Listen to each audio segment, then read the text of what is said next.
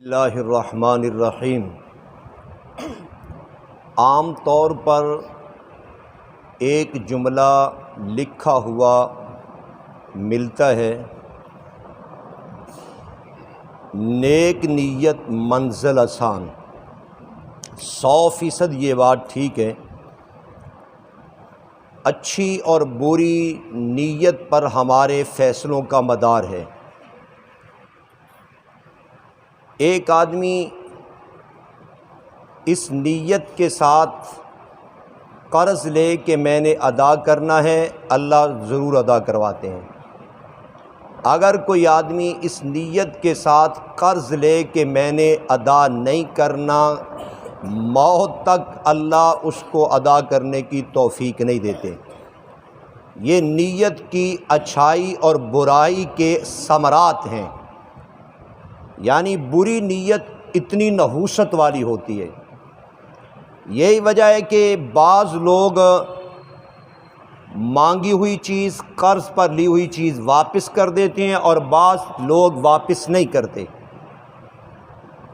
اس سلسلہ میں حضرت ابو ہریرہ رضی اللہ تعالی عنہ فرماتے ہیں، یہ 2387 نمبر حدیث ہے۔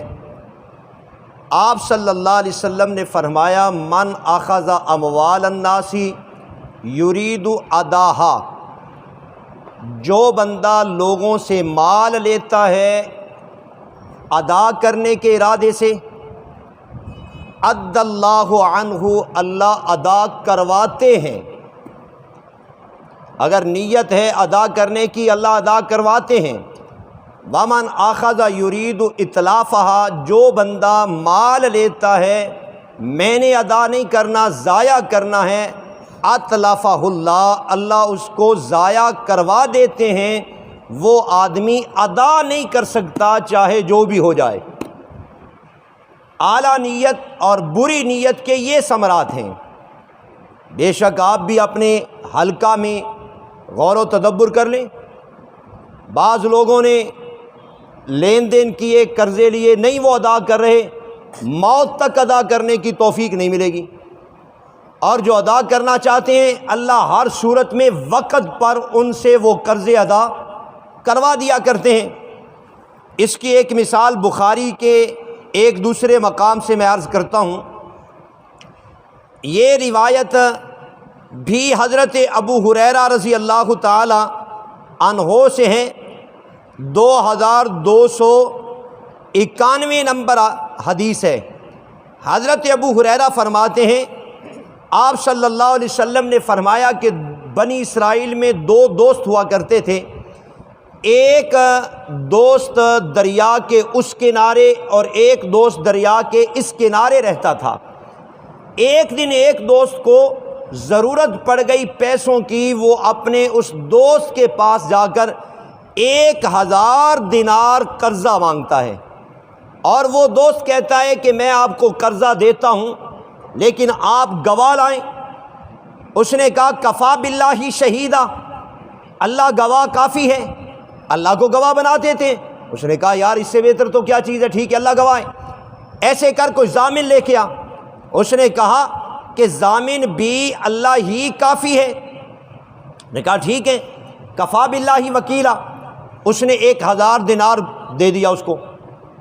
اب وہ ادا کرنے کی نیت رکھتا ہے۔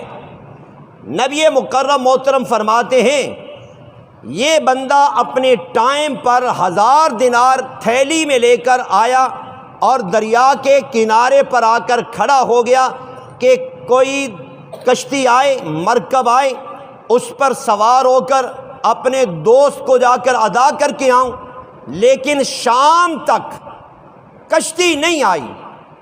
یہ ادھر ہی کھڑا ہے، بڑا پریشان ہے، لیکن چونکہ نیت پہلے دن سے ادا کی تھی، اللہ تعالیٰ نے توفیق عطا فرمائی۔ اس نے ایک لکڑی پکڑی، اس لکڑی کو اندر سے کریدا اور وہ 1000 دینار اور ایک رکا اس کے نام پر لکھ کر اس میں ڈال کر اوپر سے بند کر کے دریا میں ڈال دیا۔ اور وہ بندہ جس نے قرضہ وصول کرنا تھا، وہ بھی کسی غرض سے دریا کے کنارے پر اس وقت کھڑا ہے۔ اس نے لکڑی تیرتی ہوئی آتی دیکھی، بالن گھر کا سمجھ کر وہ اٹھا کر گھر میں لے گیا، اور اس نے گھر میں جا کر فخرج الرجل الذی کان اسلفہ، اس نے جا کر وہ لکڑی کھولی، اس میں 1000 دینار اور اس کے نام پر ایک رکہ بھی موجود تھا۔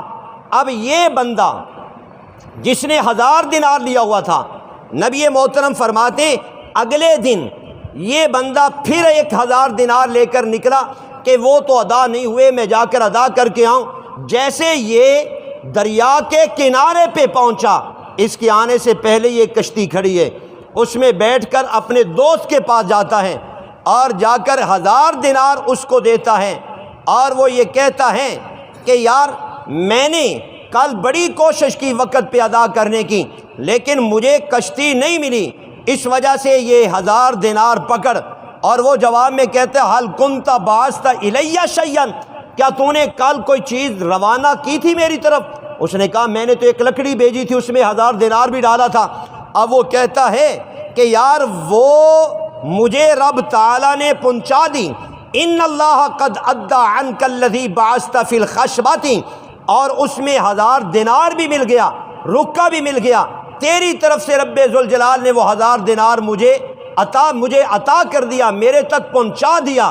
امام الانبیاء یہ سمجھانا چاہتے ہیں کہ اعلیٰ نیت میں فیصلہ بھی اعلیٰ ہوتا ہے، اور بری نیت پر فیصلہ بھی برا ہوتا ہے۔ اس وجہ سے میرا عزیز اپنی نیتوں کو درست کرو، تبھی یہ معاشرہ درست ہوگا۔ خام خواہ حکمران کو گالیاں نہ نکالا کرو، اپنے آپ کے گریبان میں بھی جھانک کر دیکھو کہ ہم کس ڈگر پر چل رہے ہیں اور کس جگہ کی طرف جا رہے ہیں، ہماری اپنی عادات کیا ہیں۔ اعلیٰ نیت اس کا اثر بھی اعلیٰ ہے، اور بری نیت کی نحوست بھی بری ہے۔